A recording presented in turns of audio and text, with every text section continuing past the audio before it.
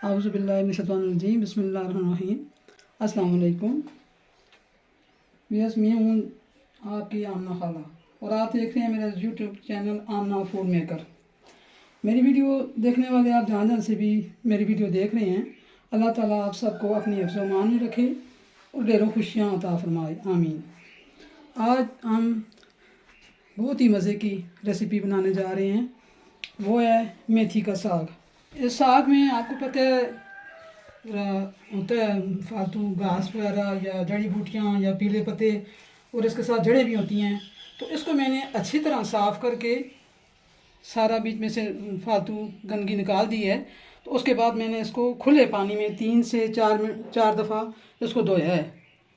धो के फिर इसका मैंने पानी खुश्क कर दिया है, क्योंकि फिर पानी खुश्क करना चाहिए। पानी वाला साग अगर पकाएंगे तो उसमें सारा पानी पानी आ जाएगा ना।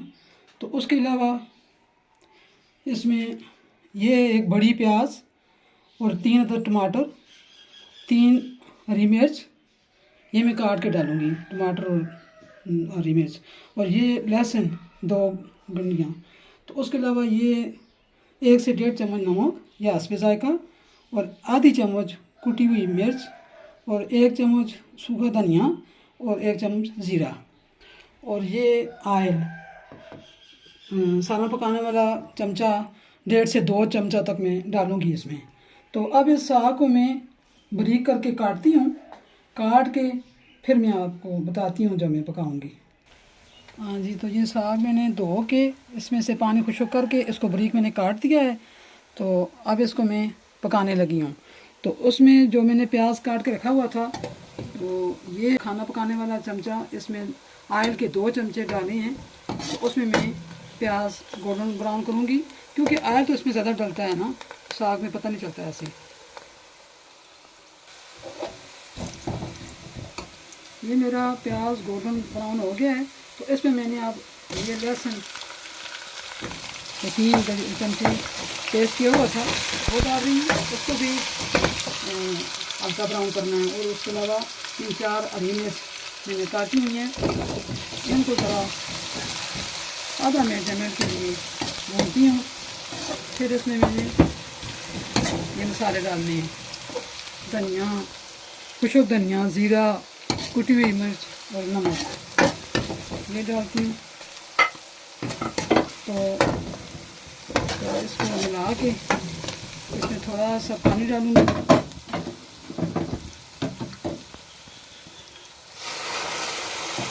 पानी में पहले गर्म करने के लिए रख देती हूँ, सालन पकाते वक्त और चावल पकाते वक्त। अब मैं इसमें टमाटर डालती हूँ। तो अब टमाटरों को 2-3 मिनट के लिए ये थोड़ा सा गर्म पानी डाल के इसके ऊपर ढक्कन दे के मैं रख दूँगी। ये जब टमाटर गल जाएंगे, एक मज़े की ग्रेवी बन जाएगी, फिर मैं साग डालूँगी। तो इस साग के बहुत ज़्यादा फ़ायदे हैं।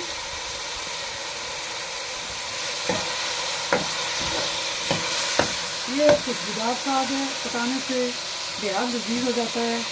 इसकी तासीर भी गर्म है, इसलिए सर्दियों में हम लोग शौक़ से पकाते हैं और खाते हैं।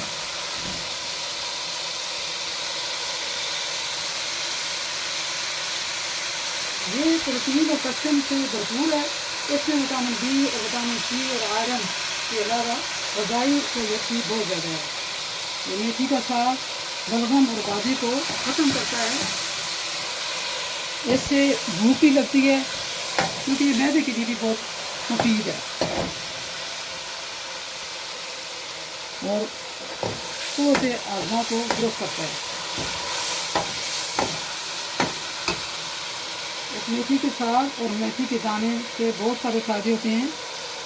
कि मेथी के दाना का मतलब ये है कि अगर किसी को जोड़ों में दर्द है, सर्दी से दर्द है, कमज़ोरी से दर्द है, तो मेथी के दाने इसी तरह थोड़े से घी डाल के उसमें थोड़ा सा भून लें, फिर उसको बारीक करके पीस लें, उसमें शक्कर डाल के रात को 1 चम्मच दूध के साथ या चाय के साथ लें, तो ज़रूर फ़ायदा होगा, दोनों के दर्द ख़त्म हो जाएंगे।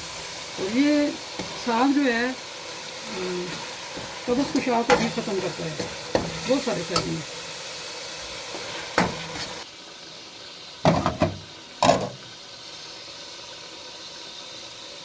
अब इसमें थोड़ा सा पानी डाल के, गर्म पानी है ना, डाल के फिर मैं इसके ऊपर ढक्कन दे के 2-3 मिनट के लिए रखती हूँ।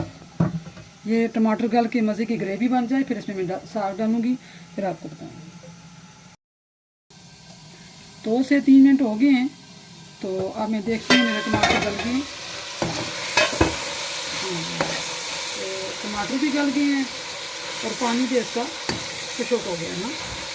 मेरी ग्रेवी तैयार हो गई है। चाहे कोई दाल पकाएँ, कोई सब्ज़ी बनाएँ या गोश्त वगैरह बनाएँ, तो इसी तरह मसाले बनाने पड़ते हैं, ग्रेवी बना के फिर पकाती हैं। लेकिन साग भी अगर मज़ेदार बनाना है तो फिर इसको भी इसी तरह बनाना है।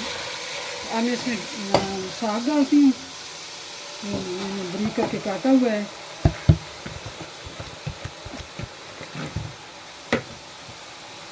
तो अब इसमें चमचे की मदद से साग में इस मसाले को हाल करना है, मिलाना है।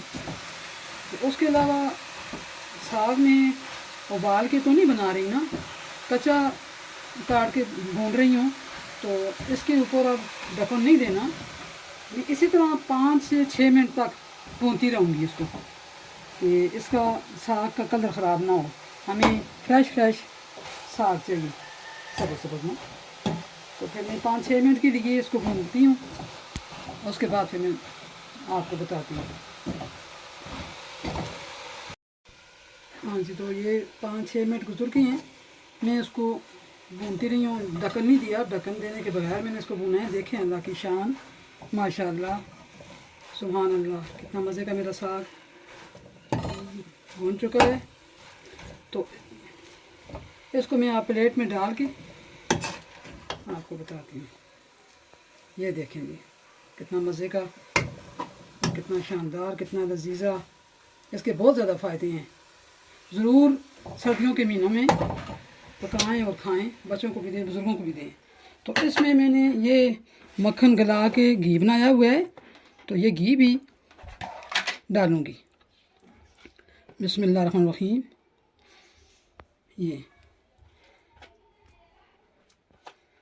तो आज जुमरात का दिन है, मैं दुआ भी करती होती हूँ। इसी तरह तरह की थोड़ी डिश बना के तो मैं दुआ करती हूँ, तो बच्चों को देती हूँ। खाते तो खुद ही हैं, लेकिन जुमरात के दिन भी थोड़ा सा इतना करना चाहिए ना। कभी चावल पकाती हूँ, कभी और। तो ये इस साग का असर अगर गर्म है तो ये सर्दियों में ज़रूरी पकाना चाहिए। जैसे पाए पकाते हैं, सूप बनाते हैं, यखनी बनाते हैं, गाजर का हलवा बनाते हैं, तो इसी तरह ये मेरे अल्लाह की शान, इसमें भी मैंने अल्लाह ताला ने बहुत ज़्यादा फ़ायदे दिए हुए हैं। तो ये मैंने मकई की रोटी तंदूर से मंगवाई है। ये देखें, बिस्मिल्लाहिर्रहमानिर्रहीम। ये बड़ी मज़े की रोटियां हैं, नरम हैं, सही पकी हुई हैं। तो ये मैं आपको अब चेक करा के बताती हूँ। ये थोड़ा सा खा के, बिस्मिल्लाहिर्रहमानिर्रहीम।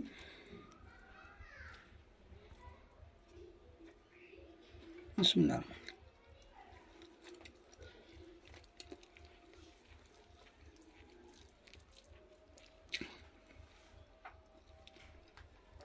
माशाअल्लाह, सुभान अल्लाह, बड़ी ज़बरदस्त डिश तैयार हुई है मेरी। बड़ा मज़े का साग बना है।